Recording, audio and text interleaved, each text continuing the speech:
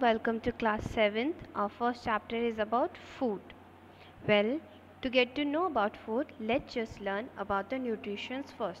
The process by which an organism procures, that means gets the food, it is known as nutrition. Well, the process by which food is carried to each cells in one organism's body, it is known as transport. Just the way we travel from bus or train or by the aeroplane to go from one place to another, our cells help us to travel the food in a same way.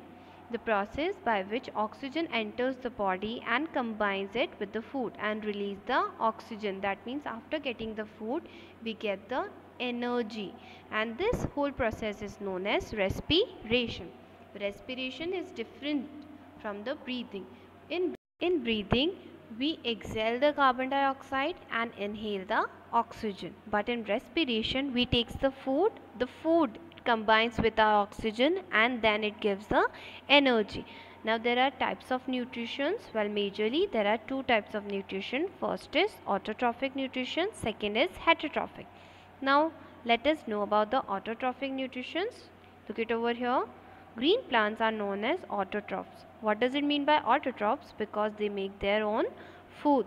That's why they are autotroph, and the nutrition which we get, it is known as autotrophic nutrition.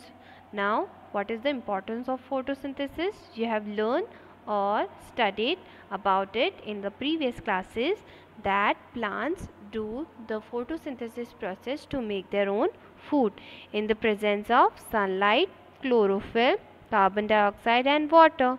Now the question arises, why it is important? Because it makes the food for the plants. It is a primary source of food for all other living organisms in world. It maintains balance between oxygen and carbon dioxide in the atmosphere.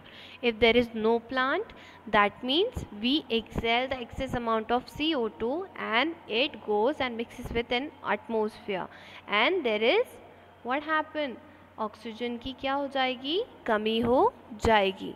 Heterotrophic nutrition, well, this type of nutrition take place in the non-green plant. That means green plants with the help of chlorophyll and photosynthesis process they make their own food.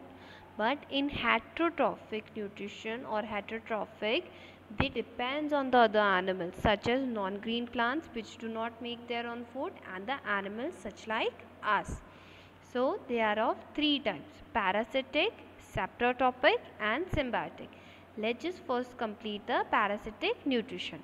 Well, those living organisms that obtain their food from other organisms, they are known as parasitic, and they depends on the host body. Host, HOST, host. Host is the person who welcomes us or gives us the invitation to come at our home. तो यहाँ पे host कौन होगा? The animal or the substances which gives us the food. So in parasitic nutrition we depends on the host, some such as deodar or mistletoe. Next is saprotrophic, the organisms that live on dead and decaying, that means the waste organic material such as plants and animals, they are known as saprotrophs, and the nutrition which we get from the saprotrophs are known as saprophytic nutrition. Their examples are bacteria and fungi. Now next is symbiotic nutrition. It is a special type of partnership between both, that means two different types of plants that live together for their substances. This partnership is known as symbiosis, and the examples of it, lichen.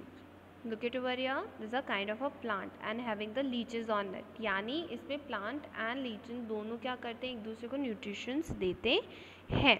Next is insectivorous or carnivorous plants.